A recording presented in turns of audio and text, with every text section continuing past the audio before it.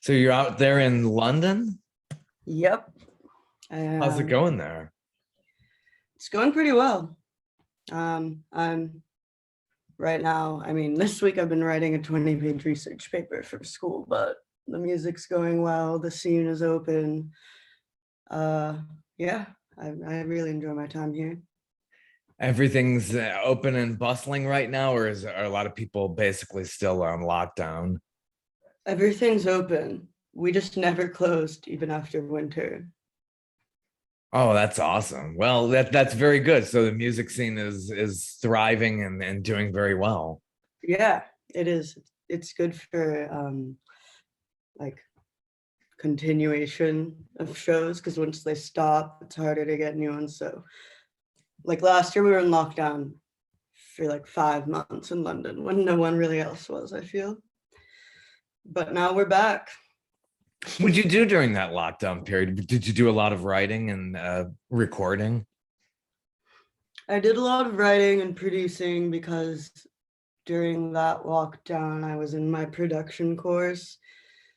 So I was just producing a lot because I have a little studio in my room.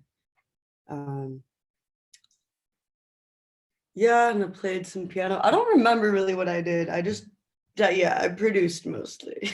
It's always like this big one long fog. It's Yeah, like it's like a blur, but I was definitely doing things musically. yeah. And did you find inspiration like to do that during the lockdown? Or was it a challenge really? Because some people are just like, I can't do very much during this. I just can't get my head in the game. Yeah, I had that issue sometimes, but then other days I would just try to sit down at least and start because that's the biggest issue, and then I would get into it. But I think there were definitely days where I also did nothing.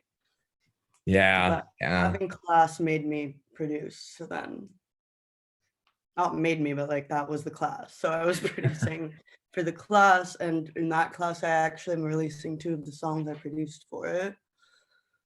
And otherwise, I did write a few songs. That's all I can tell you about that period. It's nice to have academia though, kind of being that disciplinary kind of thing. Like, hey, keep yourself in order here and keep disciplined. That's which most I performers know. just do. They don't. Yeah. The only sad part was that it had to be on Zoom. So it was hard to like give, because I don't know, it was just hard to actually like interact with the other producers. So, but it was still fun and I learned a few things nonetheless. Sure. Yeah. So Yeah. how is the new release getting received now? It's there's some really great stuff there. It's getting received well, apparently, according to what I'm seeing and hearing from my PR people. It's Yeah, I had released most of them. I guess Anxiety was released like the week before the EP, but it's really going well. I think it's helping me have more of a like base to go off of when I'm trying to get shows and more interviews. I'm getting a lot of more interviews now from my new press release. So it did help a lot, I think. Yeah, the new EP is how did that come about? What's behind it? That was a close call. Where does that title come from? That's one of the lyrics in Stranger. I guess I wanted to call it that because half the songs I'd written when I was in a different place kind of before I was fully pursuing music and had a bit of like depression and anxiety or whatever. And then one of the lyrics in Stranger that was a close call. And I was like, oh, it was a close call that I almost didn't, that I basically had taken a while to figure out how to pursue my musical career because it's kind of like I didn't know producers, I didn't know anyone. So I was like, I have to do it all on my own.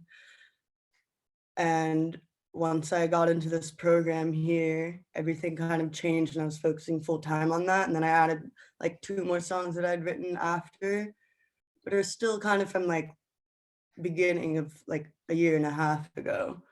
So now that I'm have newer songs coming out this year, I was just like, well, that was a close call, but I'm here. So And, that's and yeah, I mean, yeah, yeah, you got to be so grateful. It's like, I'm present. I'm going through this. It was about really closing a chapter in your life and moving yeah, on. And yeah. Because 2 years ago, I would have never known that I'm here. Like I was working full time at BMG in quarantine in New York, and I was just like, I'm gonna be doing this forever. So yeah, it's closing a huge chapter, mainly starting a new one that I'm super excited about because I have so many new songs and my sound is changing and the music's getting better. So very excited. it is. And it's exciting being in a place like London. I'm sure that's quite inspirational too, and probably drawing on experiences there. Yeah, it's really fun. I also have grown up in a lot of different places and lived in many places. So I like it's nice to add another place as well. I feel like this is the first place I really felt like I had my own home. So it's really great right now. Like I'm enjoying being in my mid-20s here in the beginning of my career because I met a lot of cool musicians and work a lot with them. So So it's a what good type of, city to be in. oh, it is. It is. I was there years ago and it's just so thrilling. I mean, just doing like, the pub hopping and going through the town and going Yeah, near Big Ben. It's so beautiful too.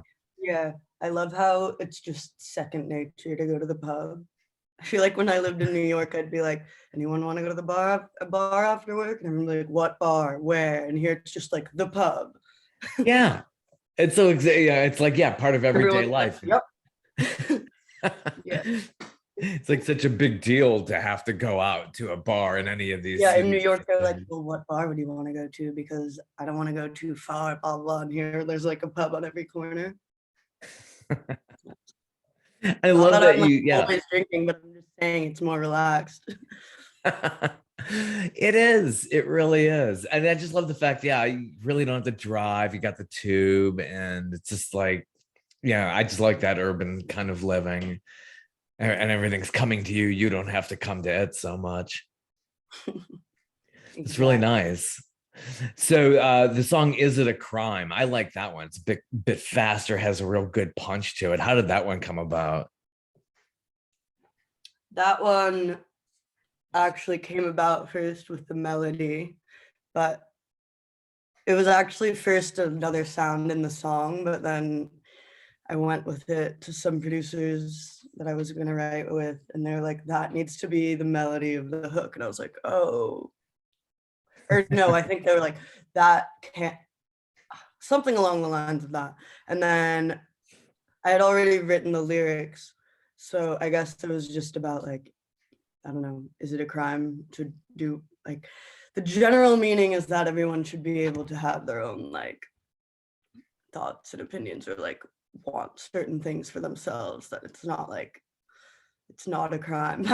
I wrote it about wanting a relationship and I was always embarrassed that I wouldn't say that to people because I feel like it's like, but Yeah. obviously now I don't care, but at the time I was still a bit anxious and like, is it a crime basically? So I want people to take like that into their daily life whenever they're like doubting anything. Just be like, Yeah, I unless it's think we could literally all like, relate to that though. It's like we could always feel like, isn't it a crime to like give a crap and to really want somebody who really cares about me and I care about them. And it's just, yeah, it's yeah, something that's very relatable. you go through so many like, especially in dating, like people who are just like really not nice about just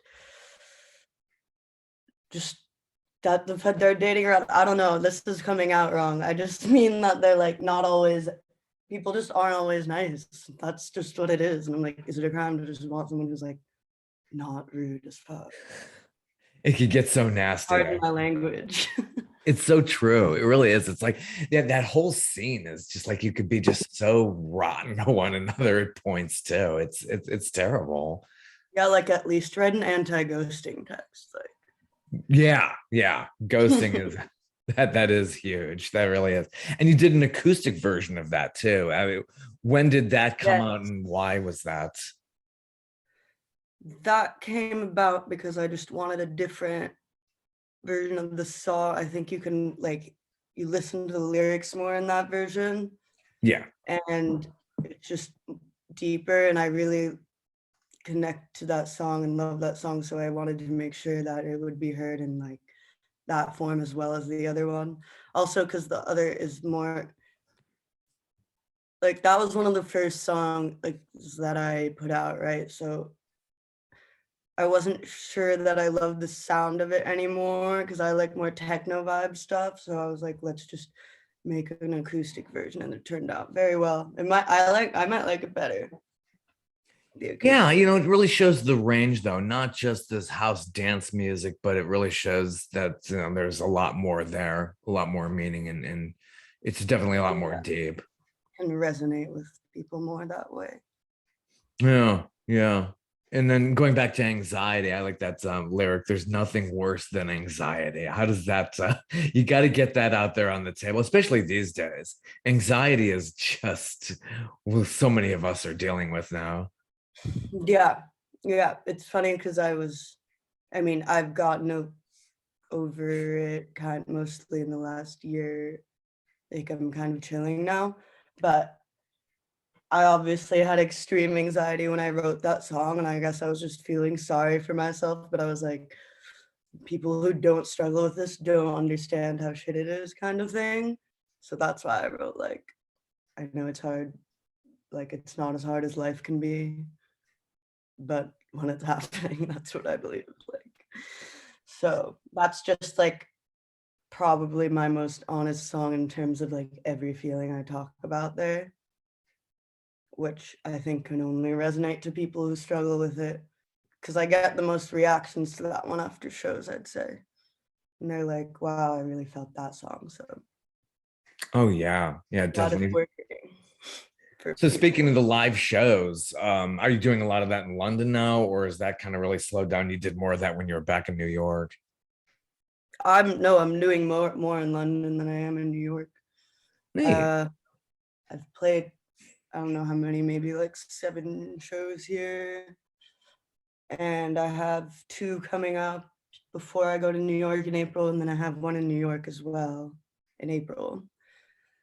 Um, so yeah, I've been like, these promoters found me, and then they keep rebooking me for shows, I guess, because they like what I did at the last one. So I have 2 promoters who have rebooked me for 2 more shows here. And I actually really, it's different playing here than it is in New York. They organize it differently, Hmm. but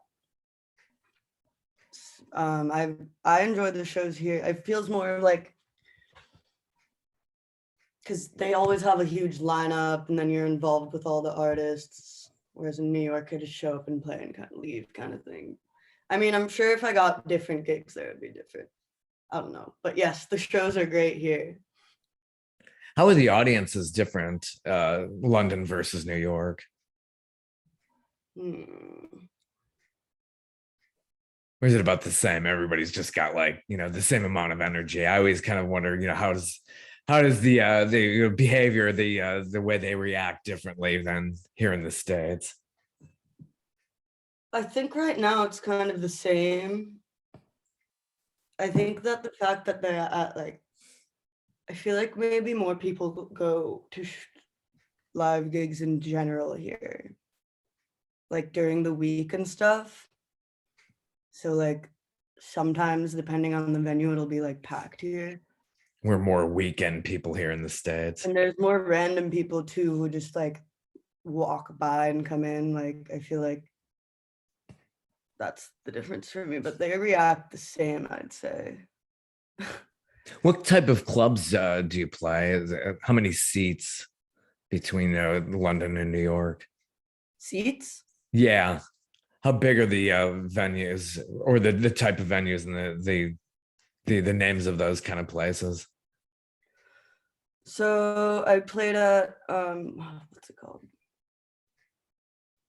Old Queen's Head here, which was packed. I think there were at least like 100 people, like packed for the room size.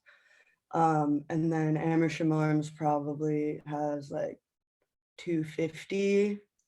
I also played at Arlene's Grocery twice in New York. I think they have a bigger capacity. And I'm playing at Notting Hill Arts Club next month, which I'm really excited about because apparently it's like really legendary, and I think they're gonna have a big room. But I've yet to see, and I'm playing at the Slaughtered Lamb. And are you in New York? No, I'm in Atlanta. Oh, okay. I'm playing at this place called Brooklyn Music Kitchen in New York. I think they're all up right now. The ones I play around 250. Nice. 100 to 250. Yeah. That's just got to be so neat to just be back in the live performing after everything we've been through. So that's to feel that vibe. It's just probably brings it all back. So you were a DJ in New York. How did you get to being a DJ? Yeah, I was about to say I only had my first singing show in June. So I didn't even have singing shows before the pandemic, really. But I was a DJ in New York, yes, for 2 years. I was playing a lot of shows, like those were more like clubs. Now I play pubs.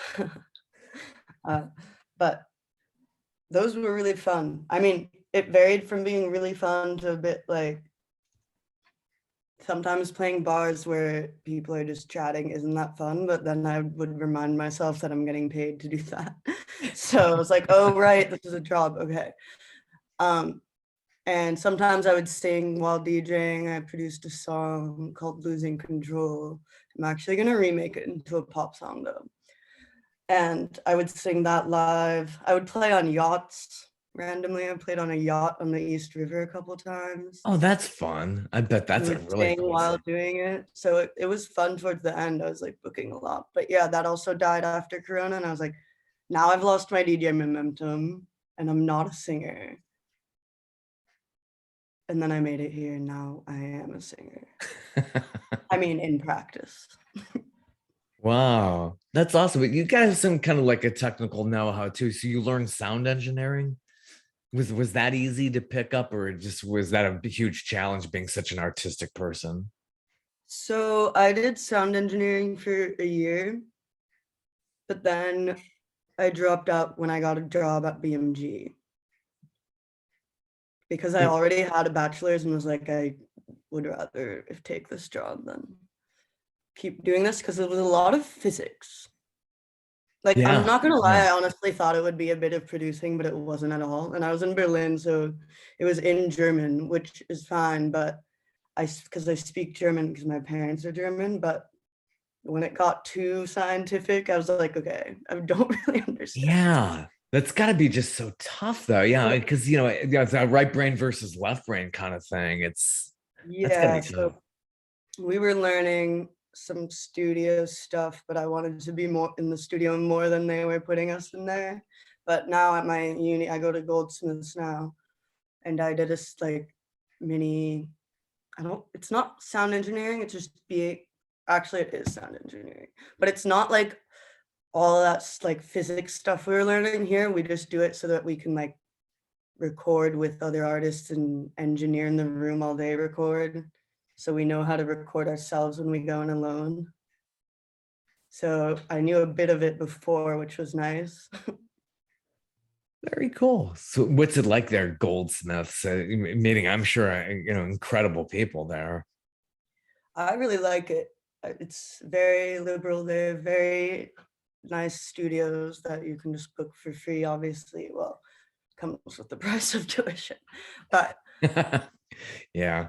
you can get sound engineers for free because the students just want to practice, and it's just really amazing equipment. So I like it, and I've made some friends through the program, and I'm learning a lot about well, right now I'm doing musicology, but I'm going to do performance next term. I'm really excited for that. And then I'll graduate, be a full-time musician. And what degree with that are you working towards? A master's in popular music. Yeah, you don't hear that too much in the business. People going through so much academia and really just taking it through that route. It's really neat.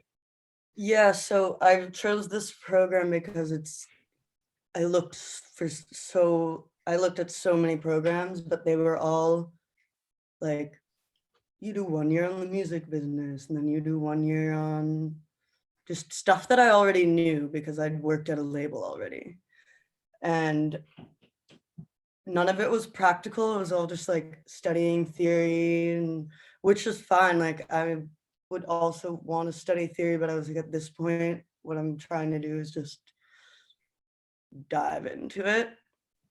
And I'm still learning some things. Like this musicology class was a core module, so I'm still learning some like theories and stuff. But we our only assessments basically. All of last year, my homework was always just to make songs, which was great. Yeah, and some of your music out started as school projects, like Is It a Crime? Yeah. And I didn't expect any of those because I would, especially for the production class, I'd heard them so many times that I just thought they were horrible. Because I was like, I had to mix and master it too. So Wow. I just really heard every part of it so often. And I was like, these are just horrible. And then when I went to LA and to work with producers, they were like, what do you have? So working with Ari Blitz and Luke Shretha and Simon J, they're amazing. And they're like, oh wait, no. Ari was like, that's sick. And then we rolled with that and made 2 sick songs. So yeah, I'm happy about it that it didn't go to nothing. I was like, thank God they weren't horrible. I'm so happy. It's so easy to become like self-critical like that too, because you hear something so much, especially when you're putting together any kind of art. You got to put this to bed at some point. And it's like I think the more you keep tinkering with something, you can make it even worse. And it's like now there's got to be a point where you say, enough. I got to get this thing out here. Yeah, I definitely also have to be like, I can't listen to this for a while or I'm just gonna lose any opinion I ever had because I'll just not.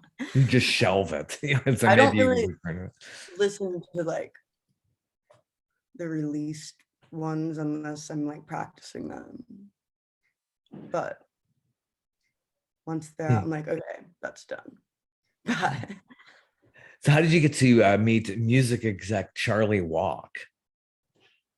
He launched Lord and people like that. Lord is amazing, who I've seen. I Ariana know Grande, yeah. it's crazy. I still don't really like, I mean, it's still really cool for me. I'm always like, wow, I can't believe I'm working with him. But also with Lisa Einhorn Gilder, his sister or slash, they kind of both act as management. Um, they're both amazing. I started working with them in April, and I released my first song in June. And since working with them, this is how far I've come. And I'm like, that's crazy. But I started working with them because I was I didn't know how to get press. So I was like, followed some people who were friends of friends who I could see were getting press and stuff was happening. And I was like, how are you doing that? And one of them connected me with someone. I'm not going to say the name, but my mom was like, you should send that contract he sent you. Because he was like, oh, I love your songs. I'm down to like help you with PR, and sent a contract. And then my mom was like, send it to the lawyer. And then I sent it to the lawyer and I was so disappointed because he immediately sent back, like, don't sign this contract. Like, it's like not working, like in caps and in red. And my mom's like, he never is that intense. Like, there's something seriously wrong. And I was so upset, like, because I was so excited that I finally found anything. Yeah, yeah. And then I guess the lawyer could see that I kept asking things and was like, all right, fine. Like, I represent this guy. I'll set you up with him. And it was Charlie. And then Lisa apparently convinced him to have a meeting with me. And then they were like, oh, I want to work with her. And that's how it happened. So randomly. So like if I didn't try to reach out to people on Instagram, I would have never met him. Yeah, what a great connection. And it's really, it is tough. It's tough to get your word out there. It's tough to compete with so much content out there as well. So to have those right connections in place is a Yeah, huge help. basically just proves that if you just talk to anyone you can, eventually they'll be like, okay, fine, talk to this person. And you're like, yes.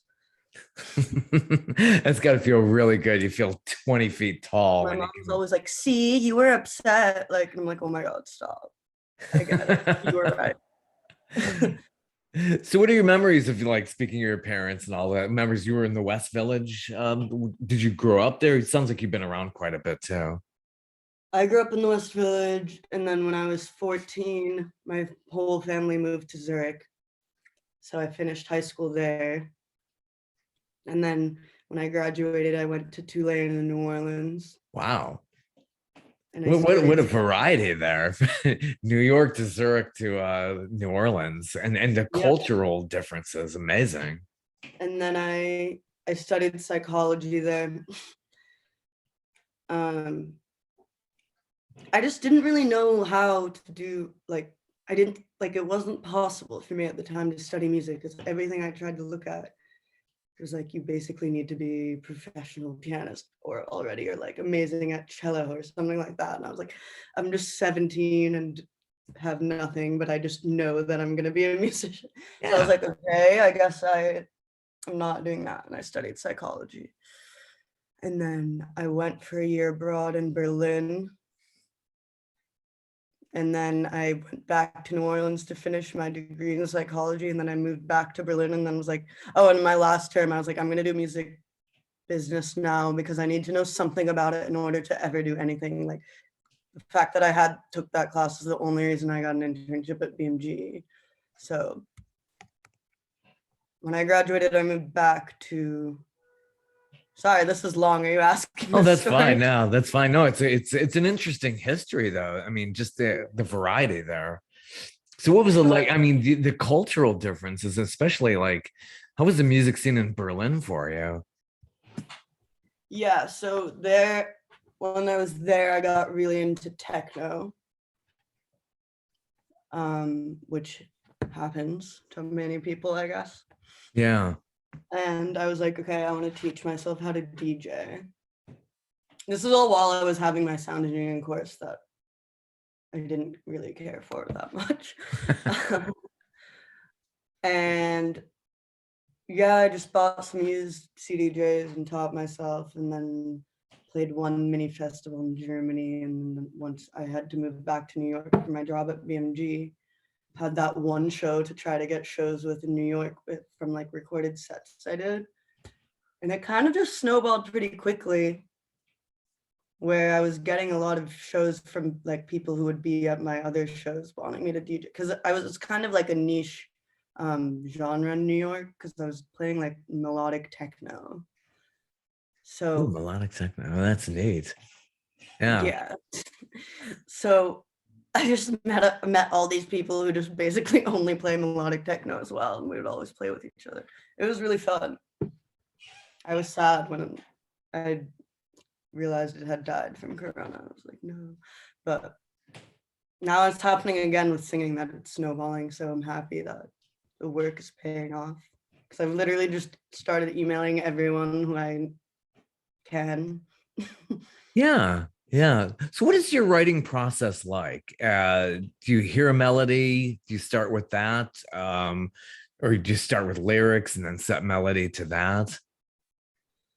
I usually start off, I got a lot of inspiration when I'm just like on public transport or walking around.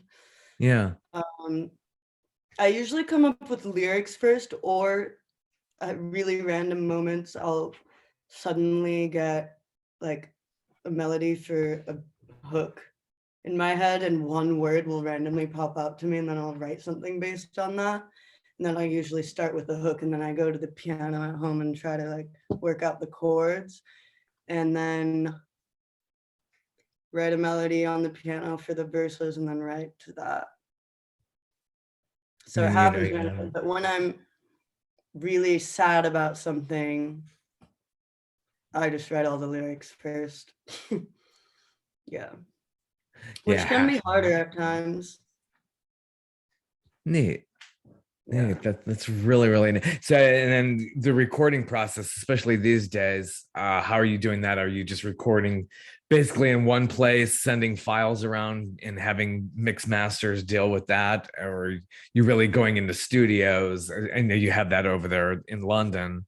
How's that all coming together? It happens just based on where I am and what if I have to be in London or not. So, is it a crime I recorded the vocals at Goldsmiths? But people in New York produced, I produced it, and then people in New York, I sent the stems to them and they just finalized it because I'm not too good at mixing and mastering, and like added some touches or whatever. And so I recorded that one. The rest, I go to LA now mostly and record, and while I'm there, record and write like 2 to 3 songs with the producers in the time I'm there. And then some of them, like this is the second one I produced for my class last term, the like production one, where I went to LA already and recorded, sorry, recorded the vocals, but something's missing. So I'm going into Goldsmith next week to like Zoom with them and finish recording. So I can really do either. I think I'm gonna try to send more ideas over to producers this time, where they send the track and I just record it at Goldsmiths, because I have to be in London until I graduate mostly. But I'm going to LA in April, so I'll record stuff there. It's just wherever I can record, honestly. Yeah, really. These days you could do that. It's really Anxiety fascinating. was in New York. Yeah. Anxiety and Stranger were both recorded in New York. Wow. And then you're into music videos. What's that's probably got to be a whole different animal shooting Yep. that. Some really nice looking videos. Thanks. Yeah. I've only done 2 so far, but Yeah, beautiful. I mean, well shot, edited. Sounds yeah, good. yeah. The guy I work with, Dwayne Thompson, he's really good. Um, it's fun. The first one I was nervous because I was like, now I suddenly have to act. Right, right. Like, there's always more and more things you have to learn how to do that I didn't think of. So yeah, for that it was acting. But I think now I'm doing some performance training with Charlie as well, like movement calls. And that's getting me more comfortable on stage in general, and it's helping with the Right. music videos as well. Yeah, So it's really theatrical when you get up there when you're performing. It is. That is acting in its own way. yeah, so I'm gonna record my third one in like 3 weeks, and we're gonna make it more like in the studio vibe, and I'm gonna do some actual acting, and I'm excited. I think it'll be sick. So you'll do the video in London. Yeah, yeah, I think we're actually gonna rent an Airbnb for a night and film it there. Oh, cool. Cool. Yeah. Yeah. That sounds really, really amazing. Have you been doing live concerts online, like doing Facebook Live or anything like that? I did a lot of live DJ sets, but never like a singing one. But I'm recording one next week, next Sunday, for like a live stream to raise money for this charity called War Child. Yeah. And that's going to be streamed online, I think 3 weeks after. I don't remember the exact date. And people can like donate to the charity and stuff. So that'll be good. That'll be like a, not live, but oh no, I think it comes out that day live, and then you can watch it until, I don't know. I'm still confused about it, but that's going to be a live stream. It's a good charity. I think I've interviewed people who've been involved with that. That's Yeah. amazing. Mhm. Who inspired you growing up? What type of music? I mean, obviously, you probably listen to a melange of music for all the places you've been, but who, like, they're at the top echelon, really inspired you? I don't I don't have the particular person. I honestly just always liked music and could tell that I always like pick things out like subconsciously, not unconsciously, of what I hear from like pop songs, just certain aspects of them, and then I'll put it together in my mind into one song that I feel like I just hear things that I can tell other people don't hear, and they're like, that song sucks. And I'm like, but this part's sick. So I'll just take that part, and like Yeah. that inspires me to do something in another song. It's not really a specific person, it's just I'm doing my own thing. But I mean, right now, I listen to more indie pop and I make more pop. So it varies a lot. Yeah, yeah. I mean, were you always just like in the top 40, or did you get into any kind of classic rock or anything beyond that, jazz, Oh yeah, blues? I really liked AC/DC growing up. And then just like random people.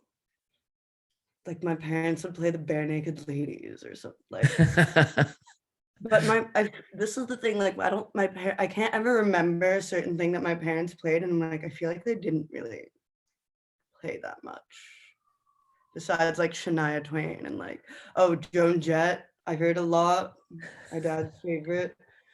I wanted to do, I guess, but those didn't really influence me. Like I got into jazz, obviously, New Orleans, and then I got into techno Oh in yeah. Berlin. So, but New Orleans kind of had the influence where I would hear a lot of top 40s, yeah. So I was Yeah. like, Yeah. there were always certain songs I was just like, I'm embarrassed that I like this song,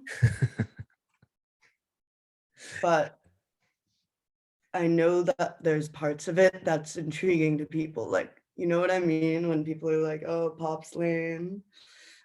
Right. Isn't cool to like, the really But I'm pop. like, something's working there though.